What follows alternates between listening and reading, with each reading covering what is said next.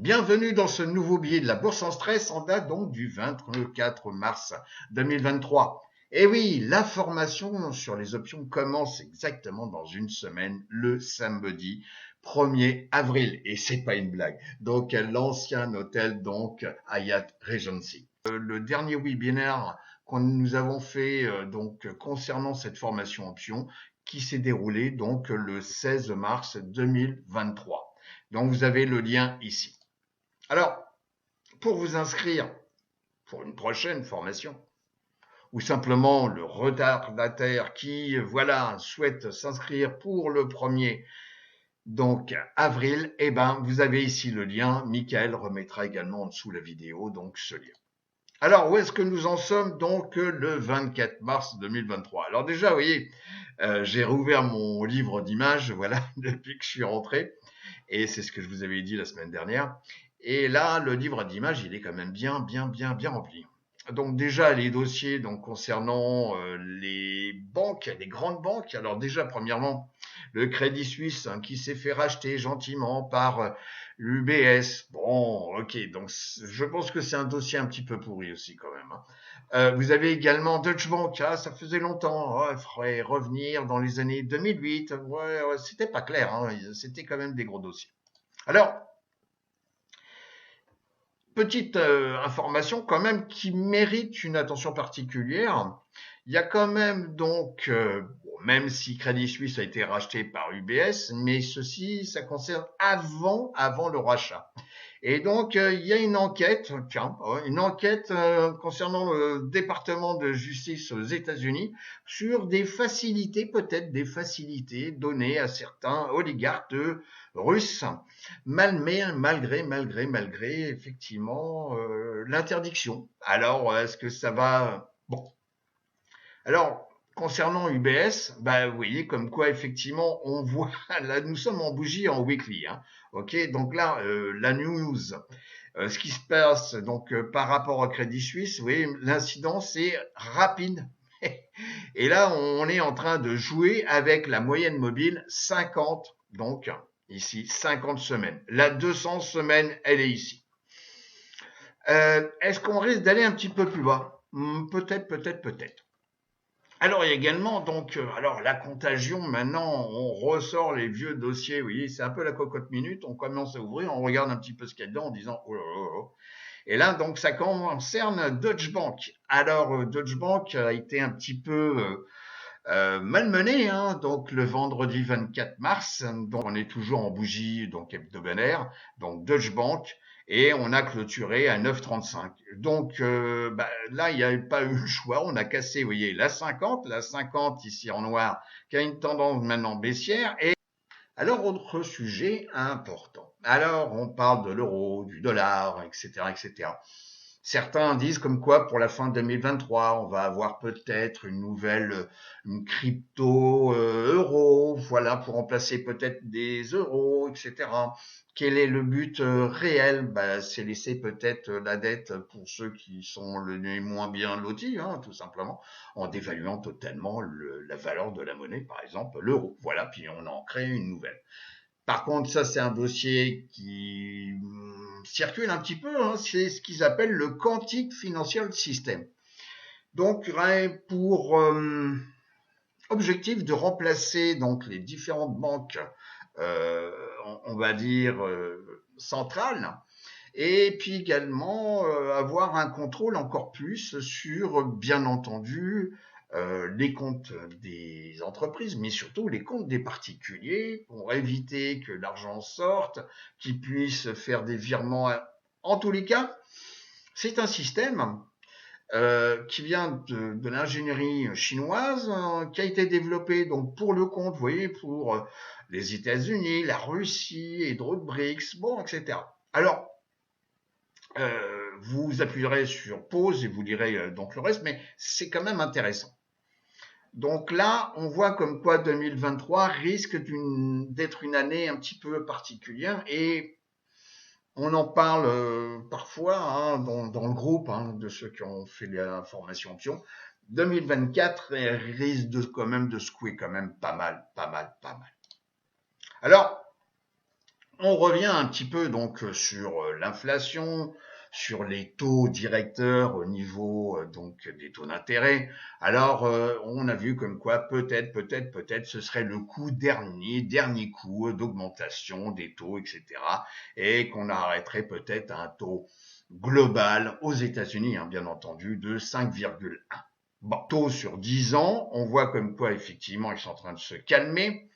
On a ici une moyenne mobile, donc 50 semaines, et on joue avec. Et donc les taux actuellement, vous voyez, ça n'a pas trop bougé sur une semaine, on est à 3,38. Le pétrole, c'est clair que ce niveau de support à 66,26 $ sert bien.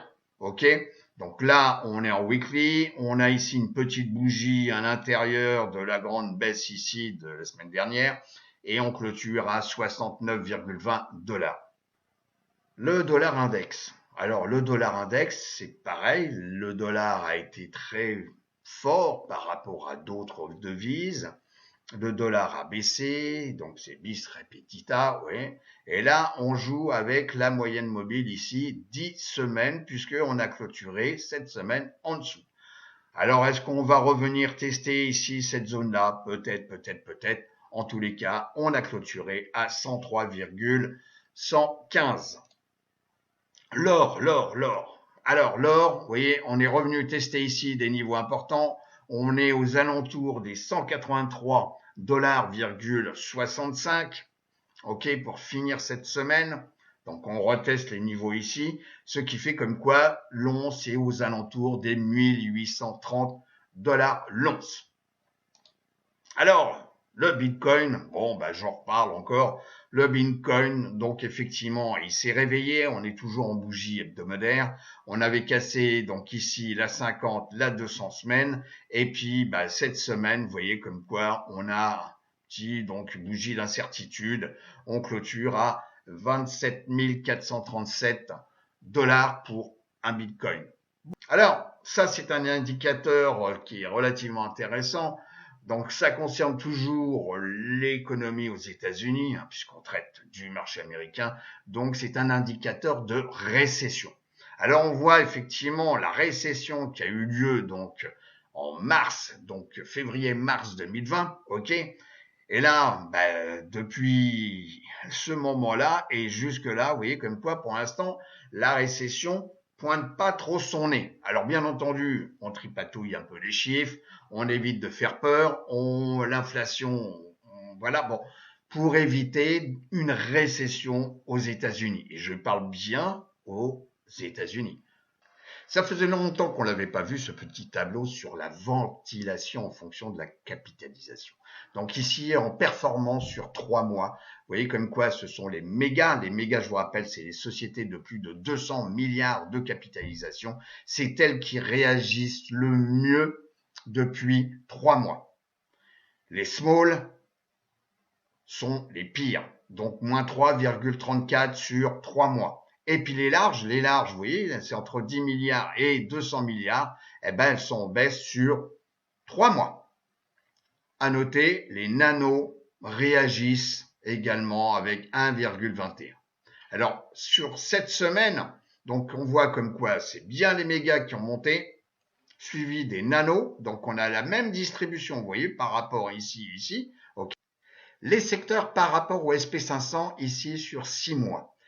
Vous voyez comme quoi on a une prédominance de la technologie, des communications, enfin les services de télécom, ici des industriels, ici des matériaux de base, ici de l'énergie. Et là, les staples, donc valeur refuge, quand ça va pas si bien que ça.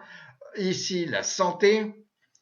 Ici, les utilities, donc secteur refuge, quand ça va pas trop bien. Et puis, ici, les financières et le real estate. Et puis, XLY ici, discretionary. Ils sont ici négatifs sur 6 mois. Par contre, chose intéressante, c'est la technologie, donc avec les industriels et les matériaux de base. Est-ce que nous avons affaire à une rotation sectorielle? Peut-être. Si si on souhaite regarder sur 3 mois, vous voyez, sur 3 mois, on retrouve les communications services, et puis ici, donc la technologie. XLY donc se reprend donc sur 3 mois, donc c'est quand même un élément clé, hein, c'est la consommation aux États-Unis. Par contre, tous les autres sur 3 mois sont négatifs. Mon tableau de bord, donc le retail. Vous voyez comme quoi on est sous la moyenne mobile 50 et 50 est sous la 200. Ici, les technologies, les biotech, excusez-moi. Donc, on se réfugie sur les biotech quand on a donc un sentiment de sécurité. On joue un petit peu au casino puisqu'effectivement les retours sur les biotech sont les plus importants. Donc, pour l'instant, on est sous la 50. Les semi-conducteurs, eh ben, je me répète, les semi-conducteurs vont très bien. On est bien au-dessus de la 50 et la 50 est au-dessus de la 200.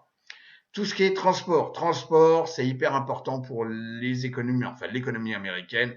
Donc, pas de business sans transport. Donc là, pour l'instant, vous voyez, on a la 50 qui a croisé la baisse, la 200. Et ici, on est quand même un petit peu en train de retester des niveaux déjà vus. Donc, en 2000, en tous les cas, au mois de janvier. Ici, donc ici, ce sont les graphiques en 6 mois. KRE, donc, KRE, c'est les banques régionales. Et vous voyez, tac, terminé. Ok, on reteste ici des zones déjà connues dans le temps passé. Donc, pour l'instant, il faut faire attention à tout ce qui est banque régionale.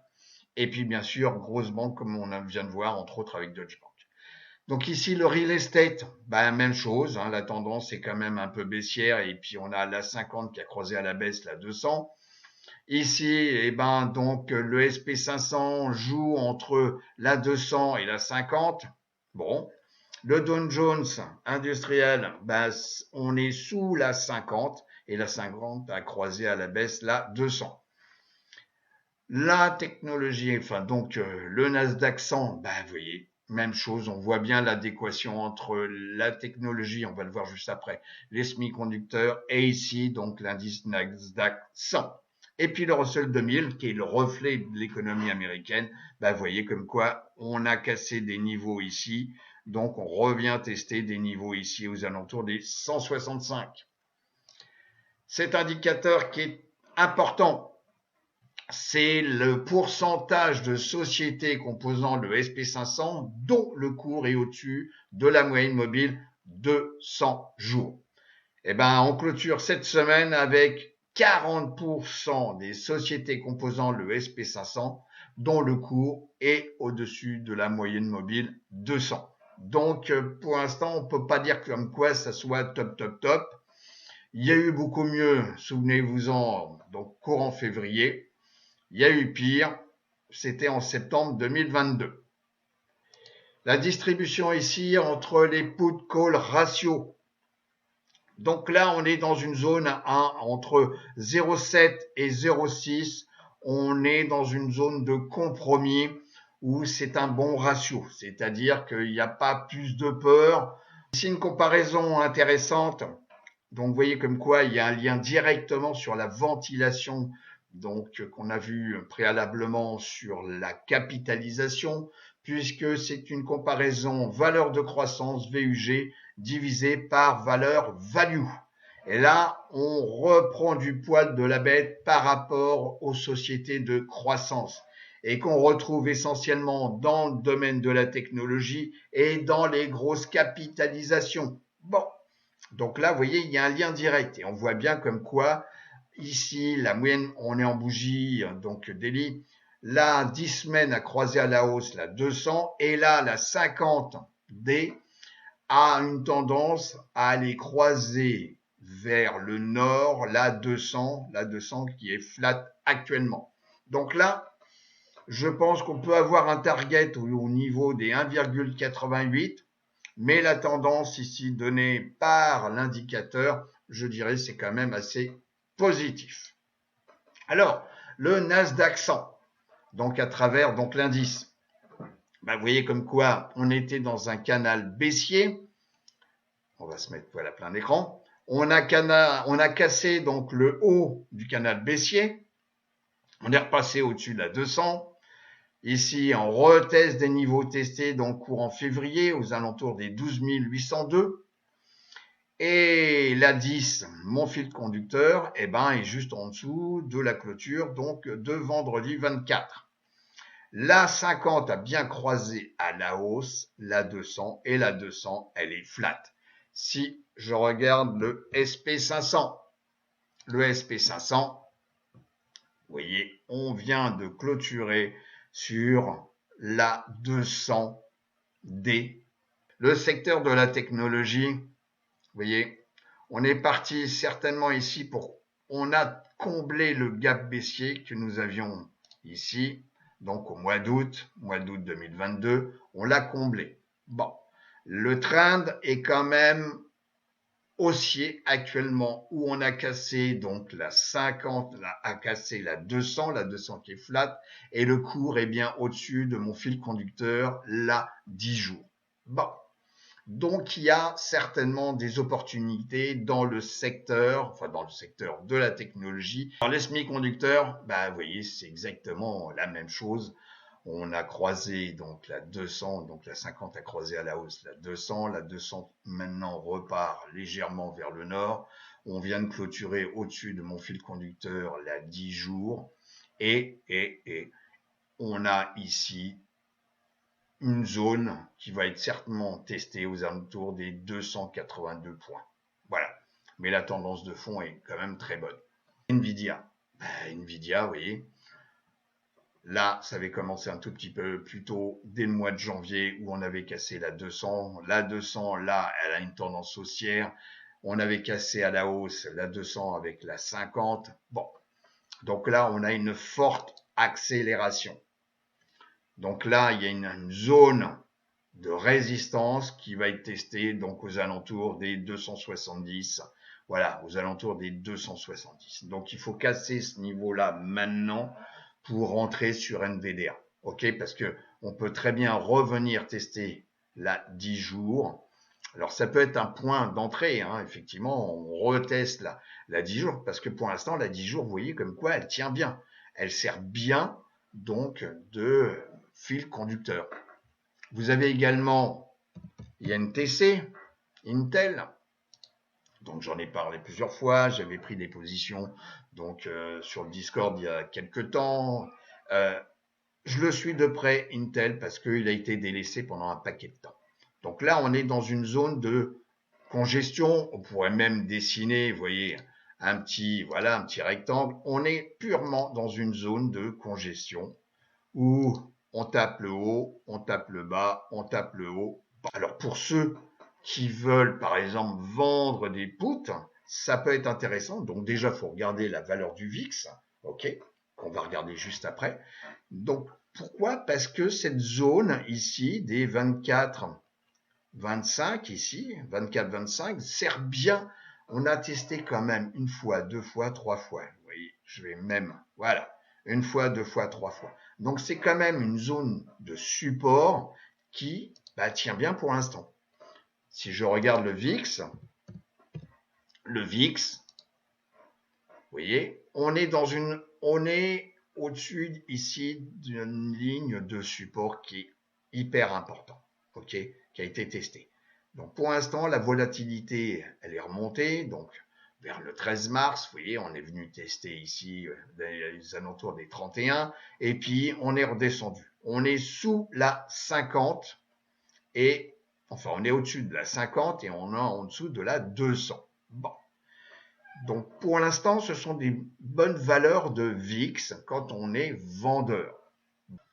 Grâce à Finviz, donc avec un screener sur en tous les cas sur les semi-conducteurs, donc des sociétés à partir de 5 $, donc par share, donc avec du volume, donc moyen, échangé, qui sont optionnables.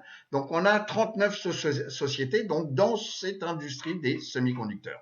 Donc vous voyez comme quoi on a Analog Device, ici on a donc la société Allegro Microsystems, donc AMD bien connu, etc., etc. Donc vous voyez, il y en a tout plein, il y en a 39. Voilà, ok.